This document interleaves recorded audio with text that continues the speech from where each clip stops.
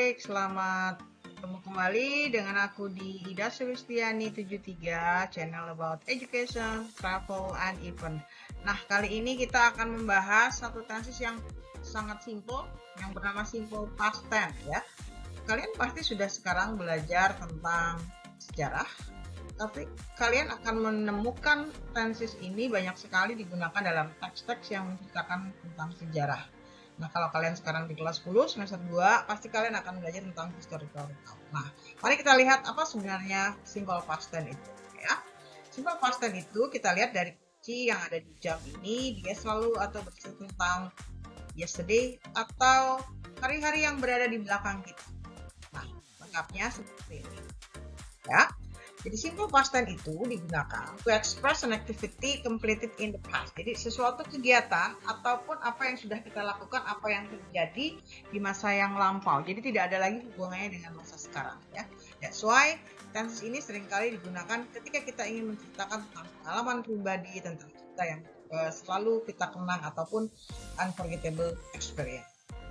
Nah, berikutnya simple past itu terdiri dari 3. Semua kalimat selalu terdiri dari 3. Yang pertama adalah affirmative sentence atau kalimat positif, kemudian negative sentence atau kalimat yang menyangkal. Ketika kita ingin menolak, kita menggunakan negative sentences, mengatakan tidak ya. Kemudian yang terakhir adalah interrogative sentence atau ketika kita ingin bertanya.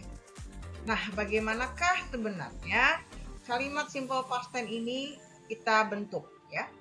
Yang pertama, ada 2 jenis kalimat dalam simple past tense. Yang pertama adalah apabila dia mengandung verb be atau kata kerja be. Nah, dalam kalimat simple past tense biasanya be itu akan menjadi 2 jenis, yaitu menggunakan was apabila subjeknya adalah he, she, it.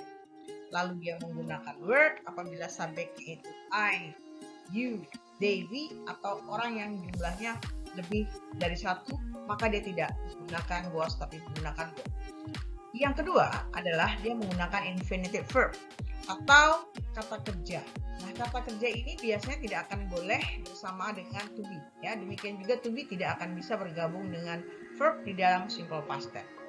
Apabila kita menggunakan verb, maka kata yang dipakai adalah di dalam kelompok kata kerja kedua di irregular verb. Atau apabila dia terkelompok dalam kata kerja tidak beraturan yang disebut dengan irregular verb. Dan apabila dia termasuk dalam kelompok kata kerja beraturan atau regular verb, maka kata kerja itu cukup kalian tambahkan dengan kata kerja dengan 2 huruf, boleh E, D, atau kadang-kadang D saja apabila akhirannya sudah merupakan akhiran E. So let's see what actually the meaning of regular and irregular.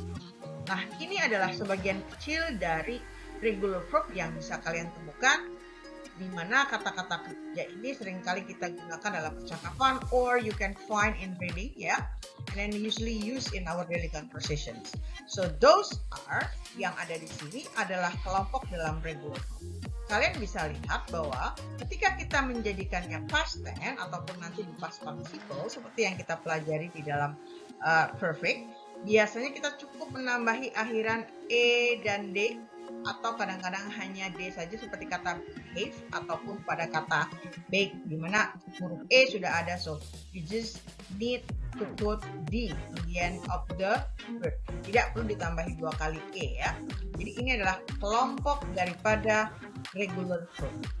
So if you ask me how many, kita tidak bisa menyebutkan, it's thousands, it's uncountable, banyak sekali ya. Yang jelas kita akan bisa mengenali sebuah verb itu regular atau irregular setelah kita menguasai kelompok kedua yaitu irregular verb. Irregular verb sesuai dengan yang pernah saya hitung itu berjumlah 180 saja, jadi hanya 180 kata. Listnya sebagian ada di sini, kalian nanti bisa temukan dan cari lagi di berbagai sumber, banyak sekali ya. So those are irregular verbs. So namanya saja irregular. Karena namanya irregular, maka bentuknya dia tidak beraturan ya, tidak akan sama, hanya ditambah sesuatu. somehow ada beberapa kelompok yang mungkin ketiga-tiganya sama, mungkin 1 dan 3-nya sama, atau 1 dan 2-nya sama, maka itu tetap tergolong dalam irregular verb. Ini adalah sebagian dari 180 kata yang saya sebutkan tadi. So you need to memorize that, ya. Jadi 180 itu kalau kita hafalkan satu hari satu, it's only need 6 months, ya. So those are yang saya perlihatkan di sini adalah contoh daripada irregular verb. Ya. Baik, kita lanjutkan. So ini adalah beberapa contoh. These are the examples of simple past tense yang saya sebutkan tadi. They went to school, maka ini adalah contoh dari affirmative sentence. Perhatikan kata kerja yang merah ini berasal dari kata go, artinya pergi. Tapi ketika kita ingin menjadikan dia kalimat negatif, ya, atau kalimat menyangkal, kita menggunakan kata did sebelum menambahkan kata not. Yang biru ini, ya. Jadi kalimatnya menjadi they did not go. Perhatikan bahwa kata go di sini tidak akan menjadi when seperti pada kalimat afirmatif atau kalimat positif. Dia akan menjadi kata kerja kembali ke kata kerja infinitive, ya. Jadi kalimatnya they did not atau they didn't go to school untuk menyangkal bahwa dia tidak pergi ke sekolah. Next, in interrogative sentence atau di kalimat tanya. Perhatikan pada tambahan kata yang bercatak ungu, ini adalah did. Did ini sangat dibutuhkan ketika kita ingin membuat kalimat tanya yang menggunakan infinitive atau menggunakan kata kerja. Sama seperti tadi, kata kerjanya tidak kita rubah menjadi kata kerja kedua atau simple past, tapi tetap merupakan kata kerja pertama. Jika ditanya mengapa, karena did ini sudah menunjukkan bahwa kalimat yang kita ucapkan adalah tentang masa lampau. Baik, another example, masih menggunakan kata kerja. Yang kalimat berikut kita lihat gambar ada seorang sedang berenang, ya. He swam. Kita tidak menggunakan kata swim. Kenapa? Karena di dalam kalimat afirmatif. Tetapi ketika kita menyangkal bahwa dia tidak berenang, dia mungkin sedang tidur atau dia sedang belajar, kita tinggal menambahkan did not atau didn't seperti pada kalimat tadi di sebelahnya. Demikian pula, ketika kita ingin bertanya, kita hanya cukup menambahkan did. Kedua kata did yang ada di depan, yang ada di sebelumnya tadi, sama saja kalau kita terjemahkan menjadi apakah.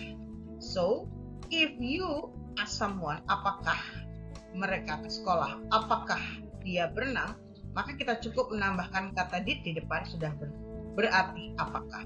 So, the answer is only yes or no. Ya.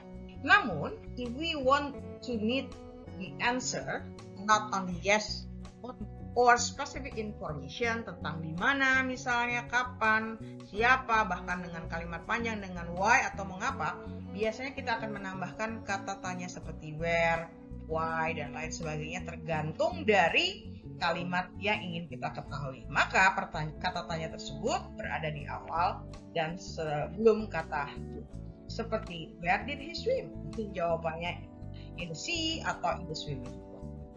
Baik. Nah, apabila kita tidak menggunakan kata kerja, ingat bahwa tadi kita juga ada menggunakan be tadi menjadi was karena dia di sini I, kemudian di bawah ini menjadi were karena dia menggunakan subjek they. Maka kita tidak perlu menambahkan did, kita langsung saja menambahkan kata not setelah to.